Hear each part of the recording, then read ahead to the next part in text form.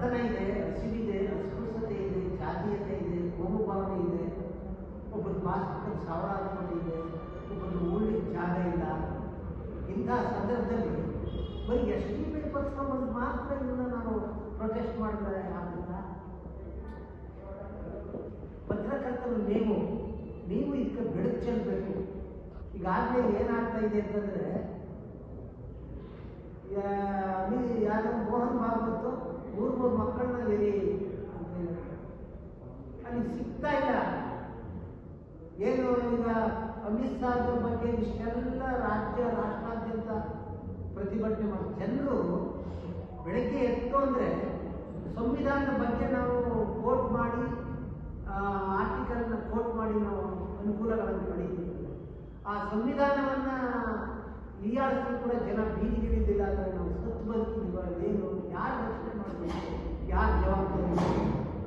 ಒಂದು ಕಡೆ ನಾಥುರಾಮ್ ಗೋಡ್ಸೆ ಮಹಾತ್ಮ ಗಾಂಧಿಗೆ ಪಾದಕ್ಕೆ ಕೈ ಮುಟ್ಟಿ ನಮಸ್ಕರಿಸಿದ್ದಾರೆ, ಅವ್ರು ಹೆಚ್ಚಾಗ ಬಿಟ್ಬಿಟ್ಟು.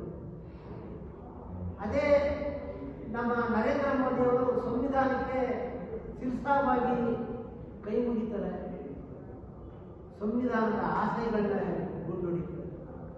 ನೀವು ಗುಜರಾತ್ನಲ್ಲಿ ನೋಡ್ಬೋದು, ಬರೀ ಪೌರ ಕಾರ್ಮಿಕರಿಗೆ ಒಂದು ಕೆಲವೇ ಪೋಸ್ಟ್ಗಳು 6,000 ಜನ ಡಿಗ್ರಿ ಮಾಡ್ತಾರೆ. ಜೊತೆಗೆ ಪೋಸ್ಟ್ ಗ್ರಾಜುಯೇಟ್ಸ್ ಮಾಡಿದವರು ಕೂಡ ಎಷ್ಟೋ ಜನ ಆಗಿದ್ದಾರೆ. ನಿಮ್ಮೊಟ್ಟಿಗೆ ನೀವು ಪತ್ರಕರ್ತರಾದ್ರಿಂದ ನಾನು ಬಿಚ್ಚಿ ಮಾತಾಡ್ತಾ ಇದ್ದೀನಿ. ನಾನು ಒಂದು 10 ದಿನದಿಂದ ನನಗೆ ಮನಸ್ಸು ನೆಮ್ಮದಿ ಇಲ್ಲ ಸ್ವಾಮಿ. ಒಬ್ಬ ಹೋರಾಟಗಾರ ಲಕ್ಷ್ಮೀನಾರಾಯಣ ನಾಗವರ್ತಿರೋರು, ಒಬ್ಬ ಮುಜಾಫರ್ ಅಸಾದ್ ತಿರೋದ, ಇತ್ತೀಚೆಗೆ ಕವಿ ತಿರೋದ. ಇಲ್ಲಿ ಏನಾಗ್ತಾ ಇದೆ ಅಂತ ಹೇಳಿದ್ರೆ, ನೀವು ಇದನ್ನ ನೋಡ್ತಾ ಇದ್ದೀವಿ. ಎಲ್ಲರೂ ಕೂಡ ಒಂದು 45 ವರ್ಷದೊಳಗಡೆ ಇರೋರು. ನೀವು ಮನಸ್ಸು ಮಾಡಿದ್ರೆ ನಾವು ಎಷ್ಟು ಪ್ರತಿಭಟನೆ ಮಾಡೋದು, ಹೋರಾಟ ಮಾಡೋದು ಹೇಳಿ.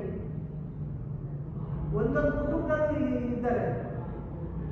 ಇವತ್ತು ನೋಡಿ, ಯುವ ಜನಾಂಗ ಈಗ ಒಂದು ರಾಷ್ಟ್ರದ ಅಭಿವೃದ್ಧಿ ಎಲ್ಲಿ ನಿರ್ಮಾಣ ಆಗುತ್ತೆ, ಶಾಲಾ ಕೊಠಡಿಯಲ್ಲಿ ನಿರ್ಮಾಣ ಆಗುತ್ತೆ. Childrens are the asset their minds rivers college. ಆ ಮಕ್ಕಳಲ್ಲಿ ಸ್ಟ್ರೆಂತ್ ಇಲ್ಲ, ಸ್ಟ್ಯಾಮಿನಾ ಇಲ್ಲ, ಸ್ಪೀಡ್ ಇಲ್ಲ, ಎಜಿಲಿಟಿ ಇಲ್ಲ, ಎಂಡೋರೆನ್ಸ್ ಇಲ್ಲ, ಅಕ್ಯುರೇಸಿ ಇಲ್ಲ, ವಿಲ್ ಪವರ್ ಇಲ್ಲ, ರೆಸಿಸ್ಟೆನ್ಸ್ ಪವರ್ ಇಲ್ಲ. ಪ್ರಜಾಪ್ರಭುತ್ವ ಅಂತ ನಾವು ಕರಿತೀವಿ, ಹೆಸರೇ ಒಂದು ಪ್ರಜಾಪ್ರಭುತ್ವ. ಆಂತರಿಕವಾಗಿ ಇದು ಮನುವಾದದ ಸರ್ಕಾರ ಆಗಿದೆ. ಸೊ ನೋಡಿ, ಎಷ್ಟು ಎಲ್ಲ ಇಲಾಖೆಗಳಲ್ಲೂ ಕೂಡ ಇದು ಆಂದೋಲನ ಪೇಪರ್ ಬಂದಿದ್ದು. ಹಿಂದುಳಿದ ವರ್ಗಗಳ ಕಲ್ಯಾಣ ಇಲಾಖೆ 8,334, ಸಹಕಾರ ಇಲಾಖೆ 4,500, ಸಿಬ್ಬಂದಿ ಮತ್ತು ಆಡಳಿತ ಸುಧಾರಣೆ, ಹೀಗೆ ಇಂಧನ ಇಲಾಖೆ ಈ ಥರ ಇದೆ. ಇಂಥ ಸಂದರ್ಭದಲ್ಲಿ ಎಷ್ಟೋ ಪಕ್ಷಗಳಿವೆ, ಎಷ್ಟೋ ಸಂಘಟನೆಗಳಿವೆ. ಯಾಕೆ ಎಷ್ಟಿಂದ ಇದ್ರ ಬಗ್ಗೆ ಯುವ ಜನಾಂಗದ ಬಗ್ಗೆ ಒತ್ತು ಕೊಡ್ತದೆ? ಅದರ ಬದ್ಧತೆ ಆಗಿದೆ. ಸೊ ಆ ಒಂದು ದೃಷ್ಟಿಯಿಂದ ಇದಕ್ಕೆ ನೀವು ಮನಸ್ಸು ಮಾಡಬೇಕು. ನೀವು ಯುವಕರೇ, ನಾಳೆ ದಿನ ನೀವು ಕೂಡ ಕೆಲಸ ಸಿಕ್ಕಿದ್ರೆ ಗೌರ್ಮೆಂಟ್ ಕೆಲಸಕ್ಕೆ ಹೋಗ್ತಾ ಇದ್ದೀವಿ, ಆಯ್ತಾ? ಈ ಎಲ್ಲ ದೃಷ್ಟಿಯಿಂದ ರಾಷ್ಟ್ರದ ಸುಧಾರಣೆಯಿಂದ ನಾವು ಕಾಂಗ್ರೆಸ್ನ ಬೆಂಬಲಿಸ್ತೀವಿ. ಈಗ ಅದು ಚಿನ್ನದ ಕತ್ತಿ ಅಂತ ನಾವು ಕುತ್ಕೊಳ್ಳೋಕ್ಕಾಗೋದಿಲ್ಲ.